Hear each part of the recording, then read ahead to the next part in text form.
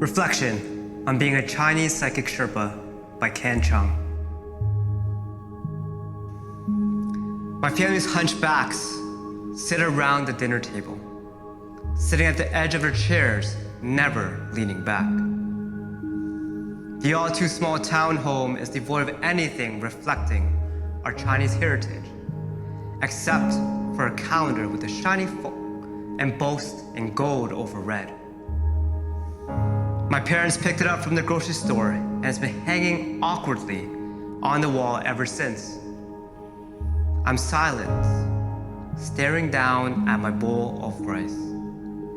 Body tense, pretending to be calm, holding fear within my 70-pound frame. At 8 years old, my eyes have learned to focus on my food rather than look up. Refusing to acknowledge the reality, the pain, anger, and shame that's happening less than 2 feet away from me. The table suddenly feels smaller. My immigrant father had faced the harshness of adapting to a new culture and language, and it berated my mama, maternal grandmother, for her cooking for the 3rd time that week. The food didn't taste bad, or was too salty, or was too little.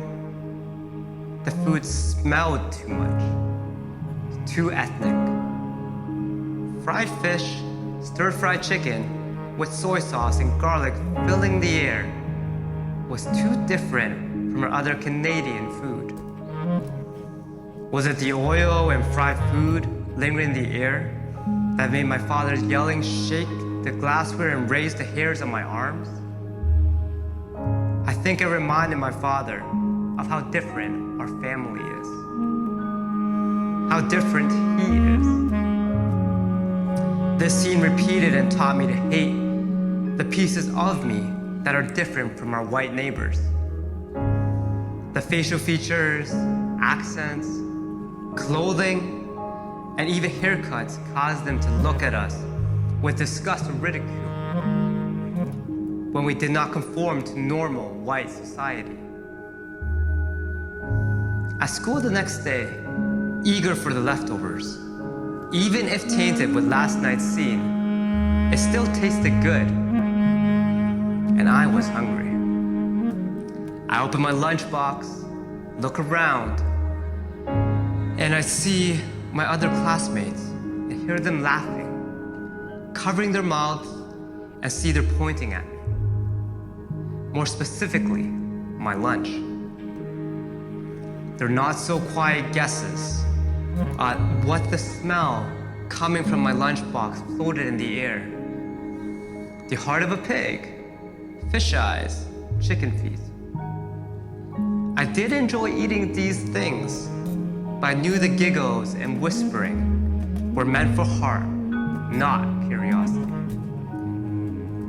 Red heat creeps to my ears and cheeks. Chewing fiercely, I eat my lunch to make it disappear from sight, from smell, to act that this reality never existed.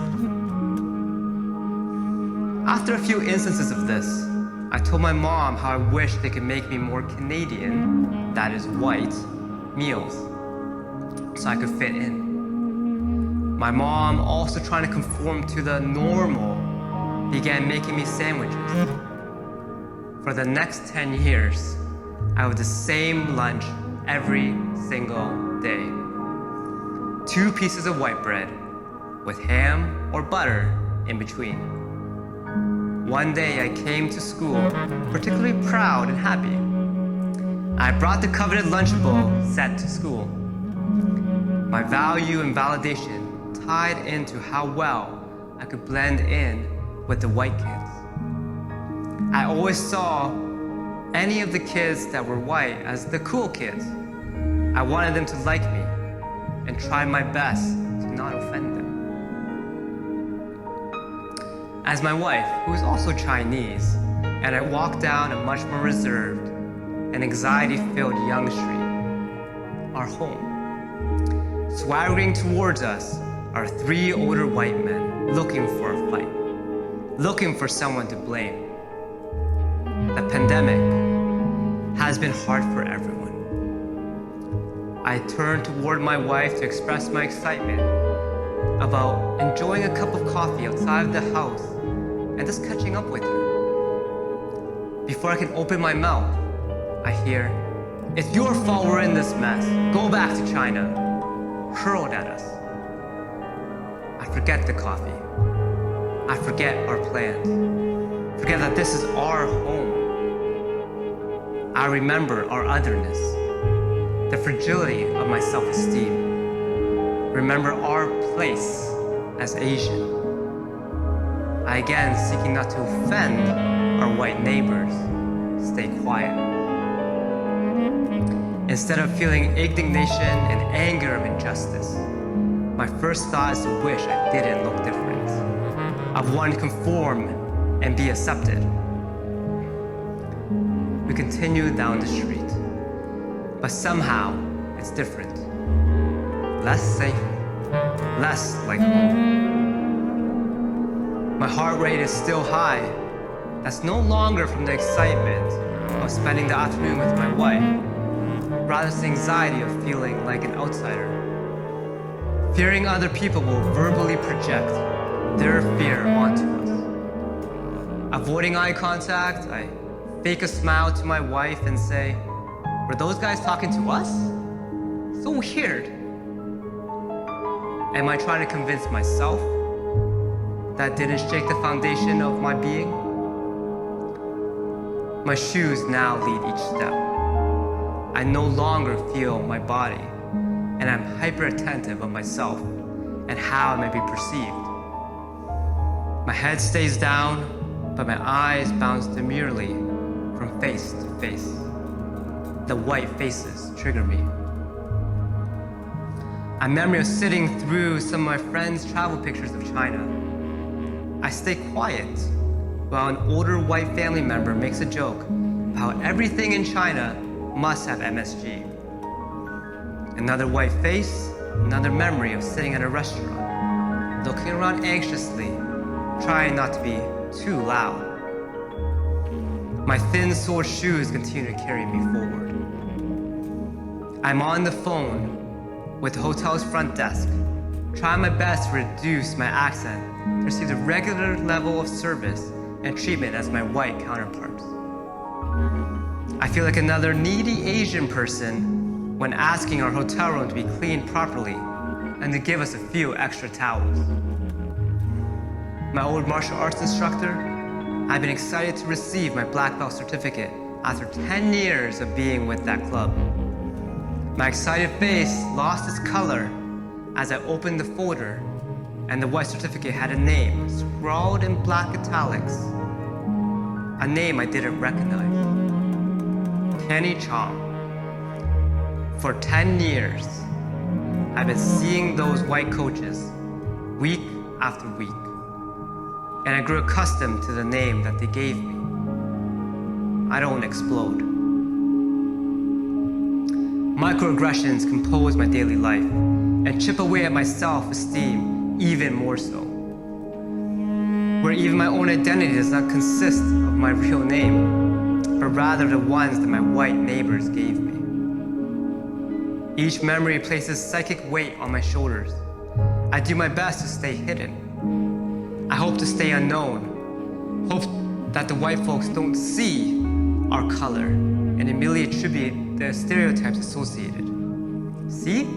We're different from the other East Asian people, I would telepathically say to those around me, hoping to be accepted.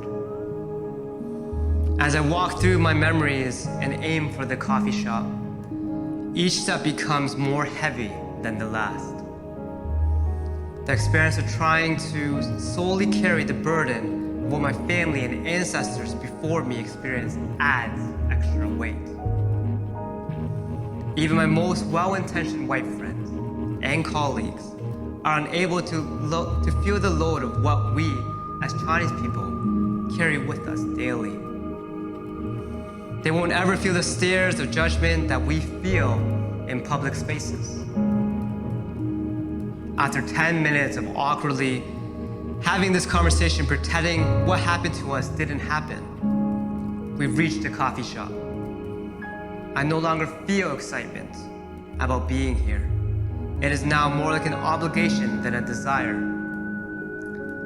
But the heat of my flat white, my wife's favorite espresso, going down my throat from the blue-colored lid on the paper cup, stirs something up in me, wakes me up from my inner slumber. I want to set my backpack down, and I feel a weight lifted from my shoulders.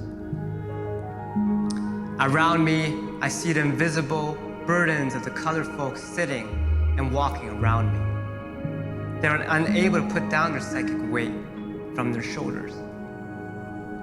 At that moment, I do not want to be a psychic Sherpa any longer. I do not want to fear judgment and maltreatment for how I look and what accent I may have. I want to display the color red and my heritage with pride in my home, so that my future children can be proud of who they are. I want to build a bridge between my family and myself to also make them feel complete and valued without needing to be white. But this work, telling my story, takes work. And by sharing my own story and letting my voice be heard, I'm hoping to be able to share the load just a little more with the world. I open my mouth and speak.